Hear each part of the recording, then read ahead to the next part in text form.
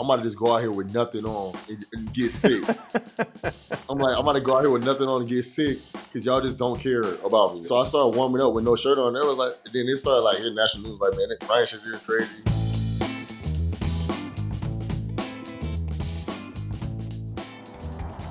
Hey, when was the last time you seriously considered your dreams? I mean, come on, you used to think about them all the time. What happened? I say it's time that you and your dreams got back together. I mean, think about it. You could live the van life in a totally customized Mercedes-Benz Sprinter. You could tour all 423 national parks, build a mountain cabin with your dad, or even start up your own business. Really, whatever you want to dream up. And it's a Mercedes-Benz van we're talking about here, kids. So expect innovative safety features like crosswind assist and blind spot assist. Expect amazing performance and reliability with an MBUX voice command system, a 5-star dealer network, and an available gas engine. It runs like, well, a dream. So what do you say? Head to the Mercedes-Benz dealership and get that Sprinter van. Tell them your dream sent you. Hey, what's up, everybody? Trey Wingo here. Welcome into another episode of Half Forgotten History Season 5. As you know, this season we're partnering with my good friends at Mercedes-Benz as we have great conversations with great athletes about the things that they had to overcome in their life to achieve their dreams. And speaking of dreams, thanks to my friends at Mercedes-Benz Sprinter Vans, I have found the perfect way to get to the golf course, take everybody to a tailgate, or just get the entire family out of the house. Look, whatever your dreams are, Mercedes-Benz Sprinter Vans can help bring them to life. This week's guest is very special because he had to overcome something to get to where he wanted to be and then had to overcome something even more significant once he got to where he wanted to be. I'm talking about former Steelers linebacker Ryan Shazier, who burst onto the scene out of Ohio State and then suffered a tragic injury that we all thought might have gone much worse than it actually did, but he's overcome that and is now living an incredible life. Here's the episode with Ryan Shazier. So I guess, Ryan, the first thing is, where are you in your relationship with football right now? Like, what do you think about the game? One thing I think about the game, I still see it very interesting. I love the game of football. I would never not love the game of football.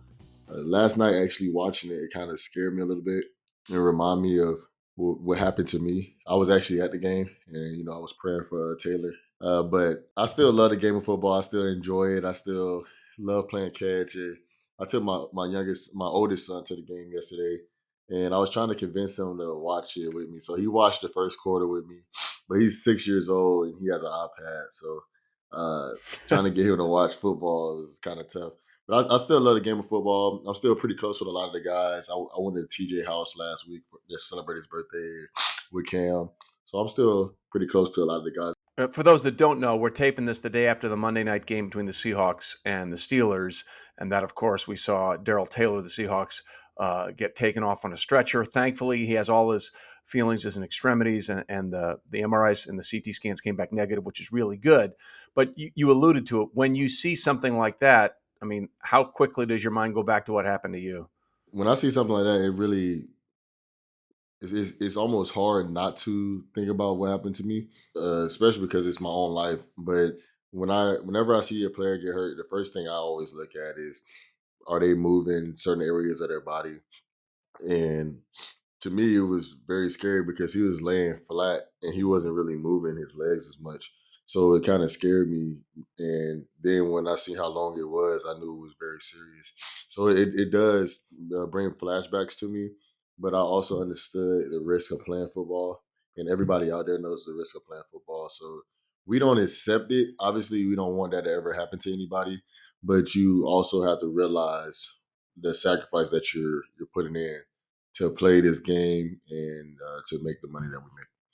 Well, listen, we'll get into what ended your career in a little bit, but I want to talk a little bit about your journey because, I guess it was fate that you were going to end up playing for Urban Meyer because you committed to Florida to play, and then he left Florida. So you go to Ohio State, you commit to Ohio State, Jim Tressel leaves, and then in comes Urban Meyer. I guess it was meant to be for the two of you to be coach and player together, right?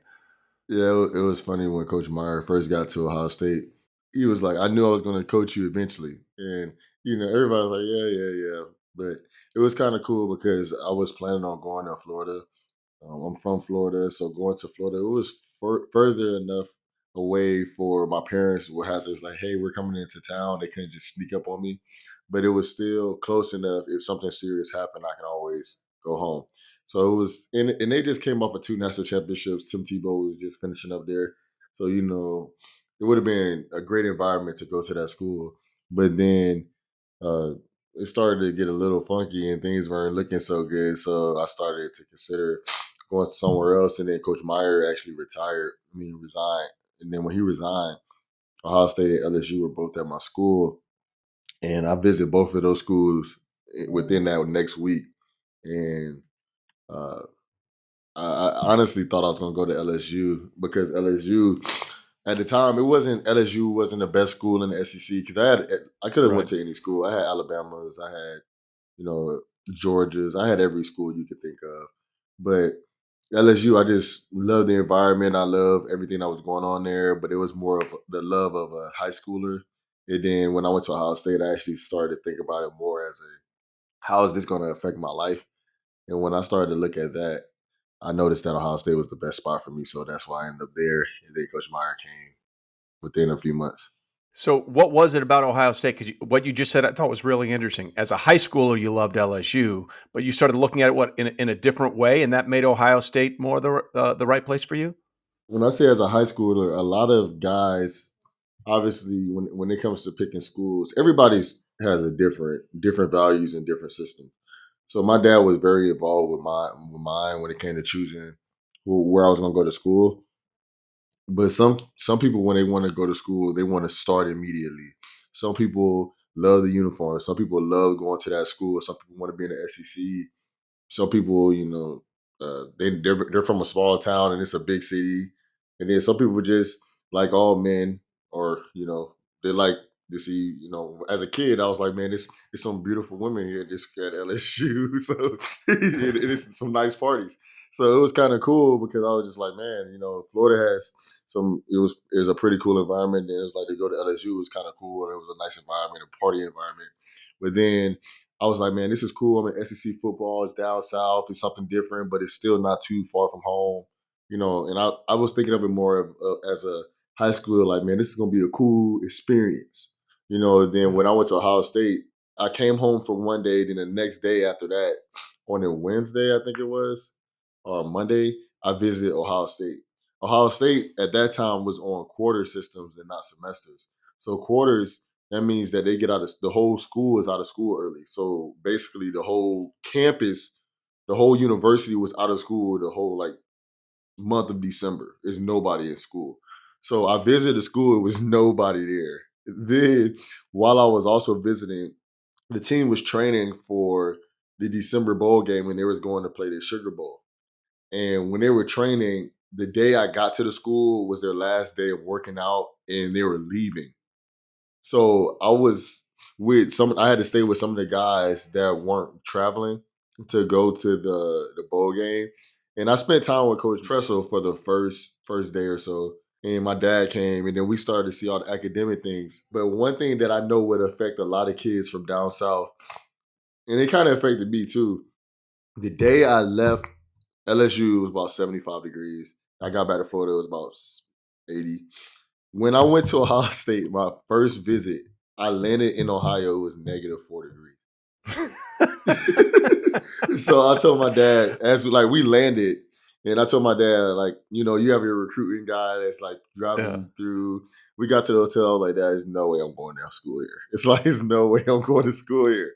And then we started to think about just life, and I just started talking to my dad about, all right, what's important, and uh, how can this help me out after football? So Ohio State has a great degree. Then the alumni base is huge. You can literally go anywhere and scream OH, and then somebody's gonna scream IO, especially in like an airport or something. And then Right. one thing I also thought about at Ohio State, if you start at Ohio State, you have a solid chance of making it to the NFL. Like, you might Yeah. not be a first round draft pick or something, but if you start, you have a solid chance of making the NFL.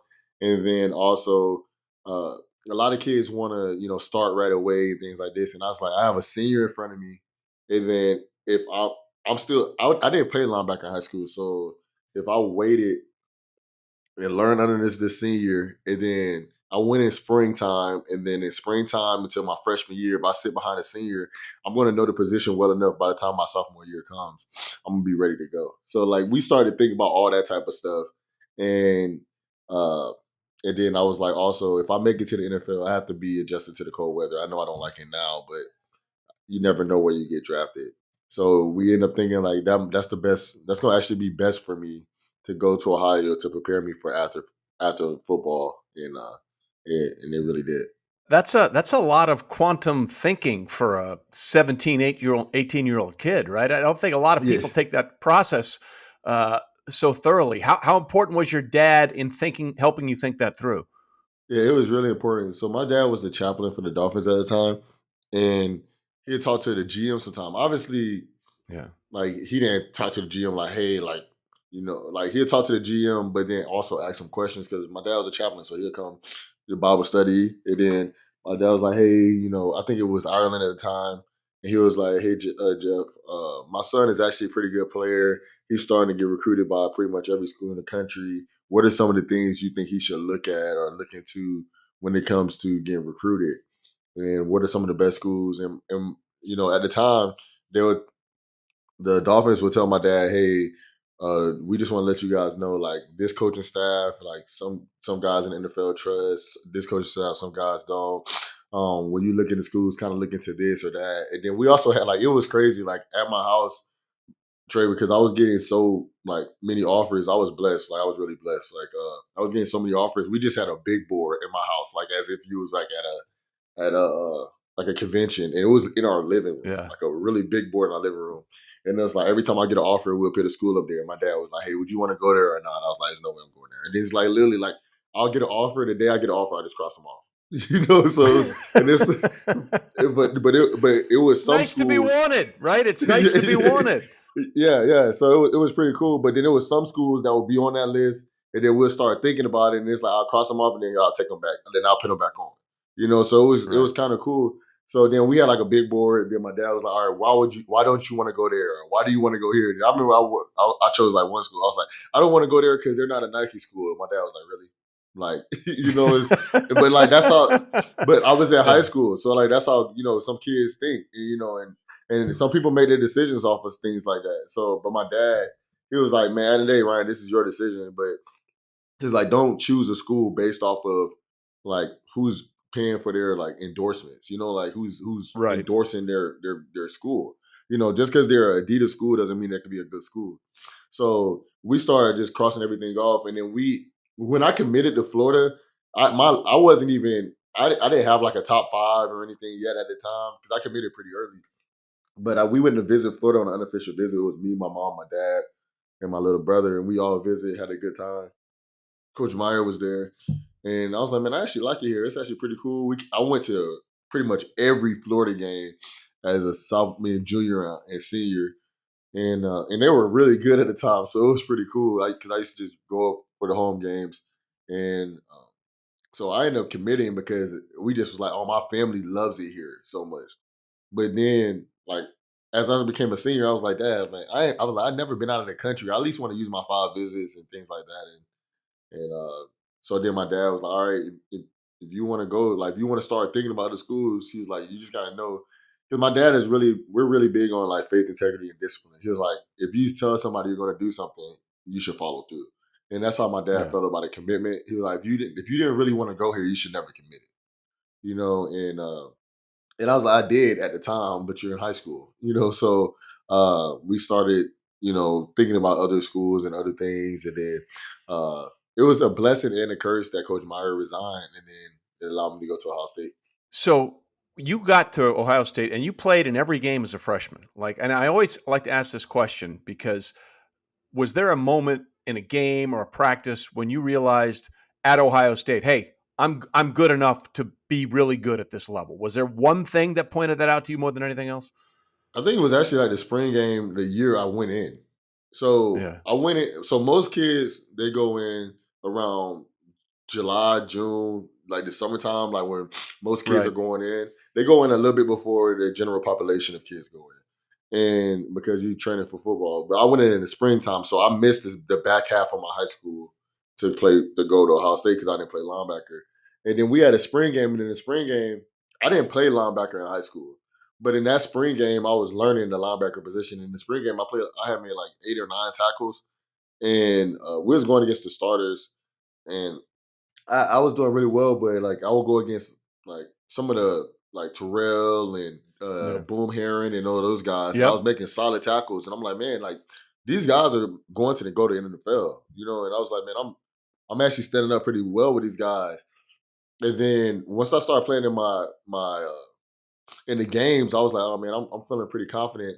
But once I knew I was good enough to go to the NFL, it was my freshman year. We played Purdue, and the starter linebacker. Cause remember I told you there was a senior in front of me, then it was a kind of a gap for that position. Because I played will linebacker, but there was other linebackers in other positions. But I played will linebacker, and it was like the senior then me, and it was like another guy I was competing with. But I'm not gonna say he wasn't good enough, but it was just like Yeah. I could beat him out at the time. He was like a sophomore or something, and so the senior got hurt the first beginning of the game, and sometimes like they'll sprinkle me in the game like first quarter, second quarter, third quarter, but a lot of times at Ohio State we're blessed. Majority of the teams we blow out, that's not like rivalry games or out of conference games. Right. So I would play a lot, and he got hurt. And when he got hurt, I got in like the first quarter. And I was playing for a while, and then normally you don't ask like, man, like when am I coming out? But I was Yeah. like, I'm like, hey coach, I'm like, is Sweat okay? Because I like because normally I'm used to coming into the game for a little bit, and then he might, just get him a rest, and he was Right. like, "Hey Ryan, like you might have to finish this one out. Sweat got a concussion," and then I was like, "Oh snap, okay." And then I ended up having in that game I had 8 tackles, a sack, two tackles for loss, a forced fumble, and a drop pick. So I had like a really good game. And then like the next game after that, my freshman year, I started versus Penn State because he still had a Penn concussion. State. Yeah. Yeah, Yeah. and then I had 15 tackles my freshman, like my first start ever, and we ended up losing the game, but I had like a really really good game for my freshman year. And then from that game on, the coaches was like, hey, like Ryan has to play, and then they moved Sweat to another position, and then I was like, yeah, I'm good enough to make it. And obviously that was the right call because you were great. You started all 12 games in 2012, same thing in 2013, and you're a first team All American. So you opt out of your last year. And obviously it was the right idea because you were a first round draft pick. But was there any part of you that regretted it when you saw that Ohio State went on to win the national championship that year that would have been your senior year? Yeah, no, I definitely. I'm not gonna say I regretted it, but it's Yeah. sometimes I definitely wish I was part of it. I was at the game on the sideline, and it was a really special moment to be there. But people get mad at guys when they leave early, and I tell people all the time: everybody goes to college to get a job. And Right. some people get a job earlier than others. If Google came and was like, "Hey, this guy is a great, engineer, or this guy's a great computer software engineer," and he's a junior, they're gonna steal him out of his school, and he'll finish it up later. And that's the same thing it is with the NFL, but it's a sport. So I was like, man, this is a job opportunity. I can't let it pass. And it's not a lot of people that get the opportunity to go first round. So I just wanted to make sure I took advantage of it. Absolutely, and you did, and this seems like a perfect place to take a break. We'll take a quick break here with Ryan Shazier. When we come back on this episode, Half Forgotten History, talk about the beginning of his NFL career with the Pittsburgh Steelers. Stay with us. Hey, today's episode of Half Forgotten History is brought to you by Zelle. Zelle's a great way to send money to family or friends, no matter where they bank in the United States. I use Zelle; it's in my bank app, and I send money to my kids, even though they're in their mid-20s and they still want money from dad. Nobody's ever off the family plan. Trust me on this. With the holidays coming up, you can even discuss splitting the cost of a holiday dinner at a restaurant with friends and family, or splitting the cost of a gift to send to your parents between all your siblings. Simply sending the gift of money, which is also a good idea. Paying an individual craftsperson for a unique handmade gift, or paying your friend back for your portion of the ice skate rental, ski vacation, whatever. You get the idea. Remember, money sent goes straight into the recipient's bank account, typically in minutes between enrolled users. And you don't have to download another app because it's probably in your banking app already, like it is in mine. So look for Zelle in your banking app today. All right, back with Ryan Shazier on this episode of Half Forgotten History. So your 2014 linebacker draft class, pretty good. You were the third linebacker taken in the first round. Khalil Mack went fifth, worked out Yeah. for him. Anthony Barr went ninth, worked out for him. And you went 15th overall. Yep. When you heard that Pittsburgh was the team that drafted you, what went through your mind? Because there are a lot of really, really good linebackers that have played in the NFL for the Pittsburgh Steelers. What was crazy is when I was getting drafted, the Dallas Cowboys called my agent and told them they were drafting me before I actually got drafted to the Steelers because the Cowboys had the 16th pick and the Steelers had the 15th pick. So they called and my agent was like, "Hey Ryan, you're about to go to the Cowboys." Yeah. And the Steelers called my phone and was like, "Hey Ryan, we have the 15th pick. Are you ready?" Like basically, Mr. Rooney, like, "Hey, how you doing? Yeah. Are you ready to be a Steeler?" And I was like, I thought I was going to be a Cowboy. But it was kind of cool. It was kind of cool because I actually prefer to be at the Steelers. To be under Yeah. Coach Tomlin. He's one of the greatest coaches I've ever been around. Mr. Rooney and this franchise are awesome. And like you said, it was so many great linebackers before us, and the opportunity to play with James Harrison, to play with Lawrence Timmons, even Jason Worlds, he was good at the time. And then like look at it now, like T.J. Watt to play with him is one thing that the Steelers understand is good linebackers, and I'm just happy to be named one of them. Yeah. Just to be able to rep the black and gold. Absolutely. And it's interesting. We talked about that moment in college. Was there a moment in your pro career, whether training camp, preseason game, or regular season game, when you thought I can be as good in the NFL as I was in college? I always, when I went in the first round, I was like, yeah, I know that I can be just as good as anybody in the NFL. Yeah. And it was a lot of times in practice I would make plays, and a lot of guys were like, "Man, it's crazy! Like Ryan will make this play." Like I remember Coach Tomlin, not Coach Tomlin, Ben had threw a dig, and he threw like a 30-yard dig, and I wasn't that deep, but I jumped up really high and picked it off with one hand, and everybody was like, "That guy's not supposed to make that play," and it was yeah, it was a pretty cool moment, and then I'll make a few plays my rookie year.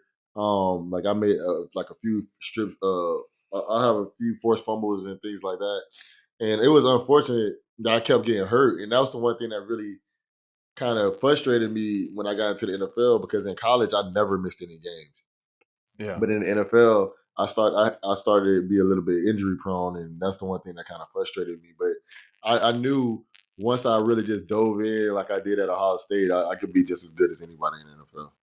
So earlier when we were talking, you said you didn't want to go Ohio State because it was so cold, but it became a thing for you to walk out on Heinz Field without a shirt on to let people know that it wasn't going to bother you no matter what the temperature was. Was that more about getting yourself ready in those cold conditions or sending a message to the opposition? So how that started was actually kind of me being a little bit rebellious.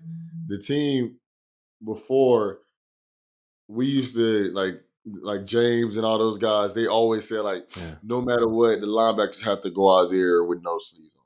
No sleeves. You have to Yeah. go out there with no sleeves.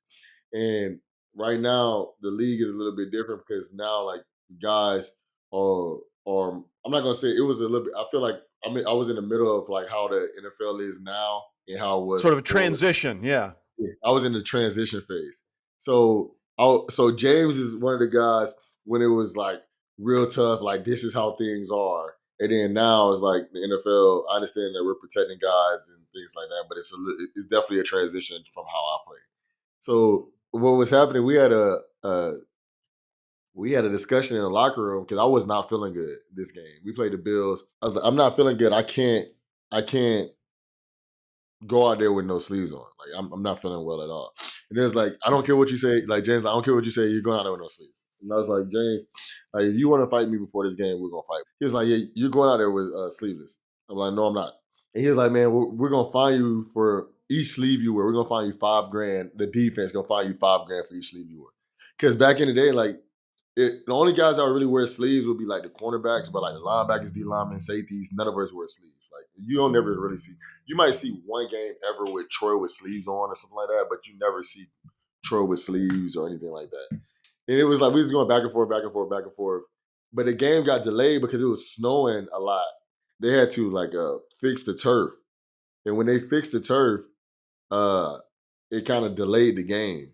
And so I was out there and I was like, all right, whatever, man. Like, y'all want me to wear sleeves so bad? I'm about to just go out here with nothing on and get sick. I'm like, I'm about to go out here with nothing on and get sick. because y'all just don't care about me or whatever, right? And and then so I started warming up with no shirt on. It was like, and then it started like hitting national news. Like, man, Ryan Shazier is crazy. He's out here in a blizzard with no shirt on. And then I started like, and then guys after the game was like, man, bro, like, why you warming up with no shirt on? And I was like, oh man, this is really like mentally affecting you guys, you know. So then I Yeah. was like, man, I noticed that guys are thinking about me and like, why is he wearing like he must really want to play, or the cold does not bother him. Why is he out here with no shirt on? And I started to think about it, and I was like, these guys are thinking about me before the game starts, and they're not focused on the game. So they kind of like was like a I'm 1% better than you right now because you're thinking about something Yeah. that's really irrelevant. It led to one of my proudest moments on NFL Live because we did an interview with you and sort of jokingly, we took you out on the field and we photoshopped your body on my head. And I just tell you, I never look better. I'll tell you that right now. I have never looked better in my entire life than the time that we put my head on your body. So thank you for that moment where I felt like, all the hard work I paid off on the treadmill finally worked out. Yeah, man, I might need that Photoshop now, man, because I ain't been playing, so my body doesn't look as good as it used to. So Well, there's a reason for that, and I think we need to get to that now. And that was that Monday night game against the Bengals in December of 2017, and it's seared in my brain for a variety of reasons. And just so you know, my son played college football at Georgetown, and one of his teammates went through the exact same thing in a game in September of 2015, and his name was Ty Williams, and he's still on his road to recovery. So when I saw what happened to you, it affected me in ways that I did not expect it to affect me, because I knew what the possibilities were, and they weren't real good. When did you realize something is really wrong? I would say probably about a week and a half, 2 weeks after my injury, and because I when I got injured, I was thinking more of like a stinger. And a stinger is basically if you hit your shoulder, it kind of goes numb for a bit, then you kind of get your feeling back. So I thought it was something like that when I first got hurt, and I noticed I was getting a little bit of recovery after I got injured. But then I just noticed how slow it was happening and how hard things were. And I was like, man, like I'm really hurt pretty bad. Like this is gonna be a lot longer process than I imagined. But so probably about 2 weeks after I got injured, it really started to affect me, and I was like, man, this is gonna be a life changing event, and it really it scared me and my family a bit. Did you ever allow yourself the possibility that you might not recover the mobility? One thing I told myself and my family was that I'm going to walk again, and I'm going to get healthy again. I wouldn't let any doubt or criticism step into the room. It would allow me to be. I wouldn't allow anybody to tell me that I wouldn't be able to do it. So I think that positivity and just everybody staying on the same page with me was something that really helped me go forward. But I didn't have many moments where I told myself I wanted to overcome this. One of the first things I remember after the injury and that made me feel like, okay, he might be able to recover from this completely. It was a game at Heinz Field, and you were upstairs in a box. And when they played Renegade, you stood up for the. I mean, I'm getting chills just talking about it now, and people saw you sort of stand up on your feet for the first time in public. What was that moment like when everyone at the field saw you do that at that pivotal moment in a game where they play that song every game at Heinz Field? What was that feeling like for you? That was it was a great moment because it was cool to be able to get the crowd involved to allow us to try to help overcome the adversity that we was dealing with, and just to allow everybody to see that I was able to continue to get better, overcome it, and grow. So I was really happy just to allow people to see me uh, get better in that moment, because I know a lot of people were praying for me at the time. A lot of people were scared about what I was going through, and just so people could see how I was feeling, it was awesome to be able to do that. The other moment that really was very inspiring to a lot of people was the 2018 NFL draft, and the Steelers had their first round pick, and they're going to take Terrell Edmonds. And suddenly from across the stage, everyone sees you walking to the podium to make the announcement. And the place went absolutely crazy. What was that moment like for you, and what was the significance of it?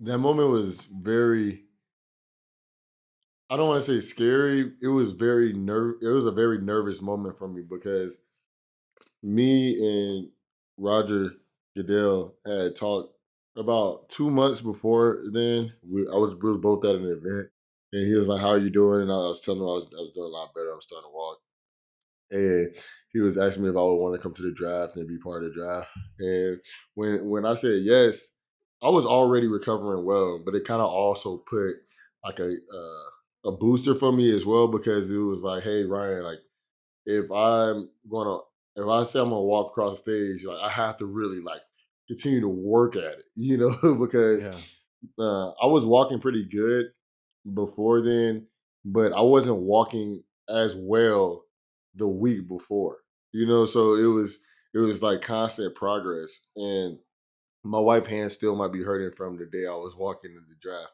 But it was really cool because I wanted just to allow people to see where my progress was at because a lot of times people were praying for me and they were supporting me, but they never really got to see how my progress was. So it was Yeah. really exciting and a cool moment for me to be able to show them where I was at and just allow people. And that was kind of like a thank you from me, just because I wanted to thank everybody for their support and their prayers, and that's why I wanted to do that. Listen, there's two things I'll take away from that draft experience. You walking across the stage, and then Shaq Griffin getting drafted by the Seattle Seahawks. Those are the two things from that draft that will stick with me forever. Um, the other thing that I always thought was interesting is you, for the longest time, said your intention was to come back and play. Like you Mhm. weren't going to like most people would say, "Hey, I had this horrific injury. Amazingly and thankfully, I've recovered a lot of what I had." But you were not willing to give up. Like you were not going to give up on that dream. How important was that for you to still have that as a goal for you? I think everybody should have goals to reach for the stars and then hopefully hit the moon. Or reach for the moon and hopefully hit the stars. I don't know which one is further. But at the end of the day, to me, I always and every goal I had was to try to get to the ultimate platform of it. And then sometimes you may not always hit your goal, but sometimes you do. And that's how I've always been in my life. And the thing is, if you're not reaching for a goal that you don't feel is too big, then most of the time you're not going to reach any goal or some of the goals that you have to reach to get to there. So my goal is to play again, to reach the Hall of Fame, and to be the player that I once was. But if I knew if I was gonna play again and be the player I once was, that being able to walk again was part of that. Being able to be around my family and play again was part of that. To be able to have just a regular day to day life was part of that. And those also were goals of mine. But I knew in anything I do, I want to reach for the ultimate goal. And then, hey, I might not make it, but I made all this progress. I have all this success in the way of reaching that goal, and then that's what I was able to do. Well, listen, obviously that didn't work out, but you found a way to still be very involved in the game, and you have a lot of things going for you. So, why don't we take our final break here? We'll come back with Ryan Shazier, talk about what he's doing now, and some stuff that's coming out really quick that I think you'll be excited about. Stay with us, Ryan Shazier. More on this episode of Half Forgotten History. No two dreams are the same, but there is one van equipped to handle them all. For over 120 years, Mercedes-Benz vans have been built, upfitted, and ready to go. Because we believe dreams should never stay that way.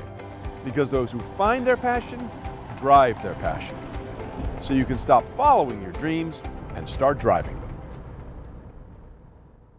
All right, back with Ryan Shazier with us on this episode of Half Forgotten History. So you still found a way to get involved in the game. I saw you a few games ago trying to get the Steelers psyched up on the field before the game. Tell people what you're doing now, all the things that you're doing, and you've got something exciting coming out too. Yeah, so I'm really excited about a lot of the things I'm doing right now. I told my wife the last 3 years I kind of been sitting on my butt trying to figure out what I want to do while I recover. So I was like, now that I'm up and moving, it's like I have to be as busy as I was when it came to football to be productive. So one thing I'm really excited about, I started a foundation. The foundation is for others who have spinal cord injuries and allow them to overcome that.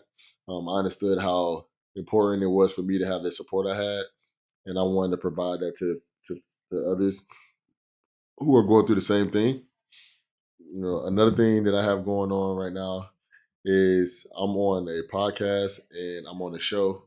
It's called Let's Go Football. The show is on Twitch. It's a really cool show. It's really exciting to be part of that, to be able to talk about football, talk about what's going on in the day-to-day football, and also joke around. And I'm on there with some guys that are gamers, so they're not really technically football analysts. So it's kind of Right. cool to talk. It's just cool to talk like real football with people that doesn't know the game as much as I do. So it's kind of cool because you're getting a fan's look, and then also a player's look, and then we're also combining that. And then I'm also on a podcast on Spotify, which is also exciting. And then it's actually me and James Jones. We're talking about football, and then I have a book out, and it's called Walking Miracle, and it's about my life, about how my adversity helped me overcome the adversity through my life helped me overcome what I've gone through now, and I'm really excited. I think guys will really love to hear it.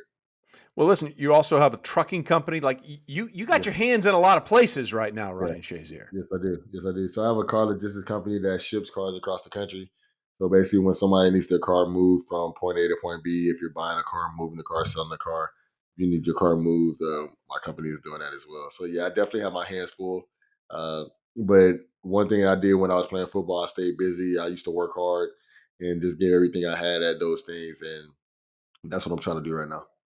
So, for those that saw your injury, for those that love football but are concerned about the possibilities, for those that have suffered injuries similar to yours, what's the message you want to send to those people? To me, in life, you pretty much get what you put in. And I understood that things didn't go the way you wanted it to go. And majority of the times, things don't go the way you want them to go. There's a few people that do Tom Brady, LeBron, but pretty much everybody else in the world, pretty much everybody Right. else in the world, and those guys went through adversity themselves, But Yeah. but most of the times, it, you have a goal here, then you have a wall in front of you. You have to either go over it, go around it, or go through it. And the thing is, to me, whenever I see that wall, I tell people to do your best way of trying to get around that wall, but just don't stay at it. And I think a lot of people, uh, the biggest thing is they see a wall, and sometimes it scares you with how big it is, or how long it may be to go around it. But as long as you're doing your best to try to get around it or go over it or go through it, I think life will pan out well for you. It might not be exactly how you want it, but things will still go well for you, and it's still a blessing. And that's how I've been doing in my life. And one thing I believe is just positive energy wins overall. I feel when you believe in something, you have a lot better chance of achieving it than if you don't. If I say, "Hey, I was never gonna walk again," then I would not walk again because I would not put the effort into it. But if I say, "Hey, I'm gonna be in the Hall of Fame," hey, I might not make the Hall of Fame, but I'm walking again. I'm still enjoying my life. One thing I always try to tell people is just always believe in yourself. Always push forward, and just know that positive energy can help you cure anything. Well, listen, your positive energy comes through in buckets. I've always thought your story was so inspirational, and that I remember seeing that play in the field and thinking, oh boy, and to see how well you're doing now is truly an inspiration, and that's why we wanted to get you on the show, Ryan. We appreciate your time, we appreciate your energy, we appreciate your positivity, and if anyone's looking for a way to get around or over that wall, they can certainly look to one Ryan Shazier. Thanks for being with us today, man. We appreciate it. Yeah, thank you so much, Trey, for having me. Once again, thanks to Ryan Shazier for the conversation. So great to catch up with him and see how well he's doing in his post-NFL career. And I'm sure whatever he chooses to do, he'll be great at it. Speaking of being great at it, next week's guest is a Hall of Famer. You have to be really good at your job to get one of those gold jackets. Longtime Miami Dolphins legend, Jason Taylor. We'll see you next week.